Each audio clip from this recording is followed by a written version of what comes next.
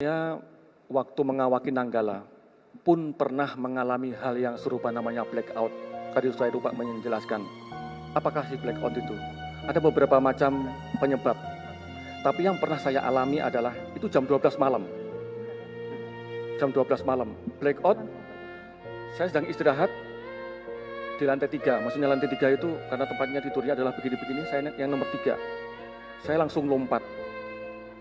Saat itu posisinya adalah, andai kata ini depan, haluan, ini buritan, maka pada saat blackout itu berarti tidak ada tegangan. Sama sekali nggak ada tegangan, semua mati. Dan hanya lampu emergency yang menyala di dalamnya. Posisinya adalah yang belakang ini langsung turun.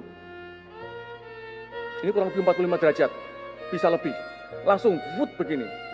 Tidak sampai dengan 10 detik, itu sampai dengan 90 meter. Sehingga bisa membayangkan, bapak-bapak ibu semua bisa membayangkan bagaimana posisi blackout saat itu. Padahal kita periskop depth. Ya. Kenapa saat itu? Kemudian saat itu karena maaf, bahasan saat itu masih ada bahasa Jerman. Sehingga komandan kapal KKM itu memerintahkan Aleman Voraus. Apa Aleman Voraus? Kita semuanya berangkat ke depan. Tapi karena 45 derajat ini, maka kita merangkak. Jadi lorong itu kita merangkak, ini mohon maaf, ini saya masih merinding semua karena saya mengalaminya. Merangkak, megang itu, pintu-pintu itu sampai ke depan. Yang dilaksanakan oleh KKM adalah menghembus tangki pemberat pokok ini sama tangki tahan tekan. Sehingga kapalnya bergerak naik. Apa masalahnya? Ada satu fuse yang putus. Padahal kita nggak tahu fuse itu di mana.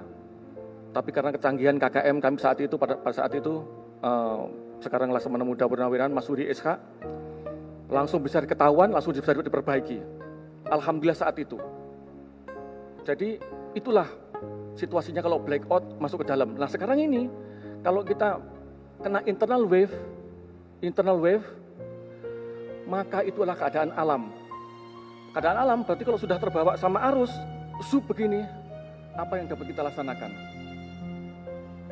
Nggak ada yang mampu tuh bisa untuk menggunakan keselamatan apapun, nggak bisa.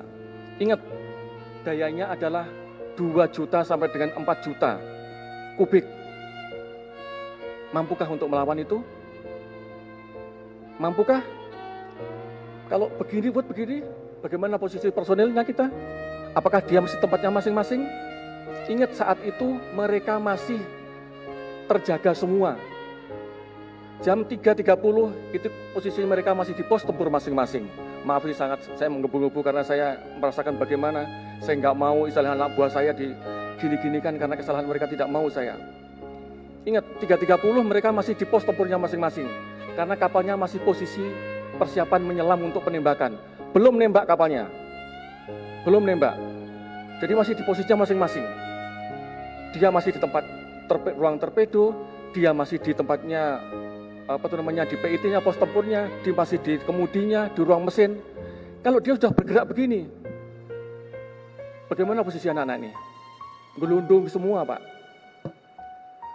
Gelundung semua, semuanya pasti akan terbawa sini. Cepatkah untuk bisa melaksanakan? Saat itu kalau mesin dia menghembus TPP atau menghembus tangki tahan tekan, sampai seberapa kuat untuk menahan internal solitary wave ini yang diakibatkan segitu besarnya. Nah ini mungkin bisa dilihat kembali nanti bagaimananya sehingga kita bisa, inilah yang kemungkinan besar bahwa terjadinya seperti demikian sehingga memberikan gambaran kepada rekan-rekan wartawan juga yang mungkin yang melihat ini bahwa sebenarnya itulah kondisinya. Saya bisa merasakan bagaimana yang adik-adik kami rasakan semuanya karena saya juga pernah merasakan bagaimana yang namanya jatuh. Ingat kalau 800 meter itu berarti tidak sampai dengan 1 menit kalau mesinnya itu langsung turun ke bawah.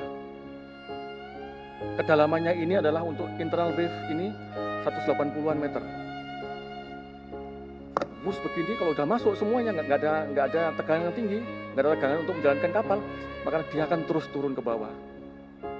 Saya nggak bisa dibayangkan. Saya pun tidak mau bicara lebih jauh ke situ karena saya bisa merasakan bagaimana suffernya mereka merasakan itu. Ya,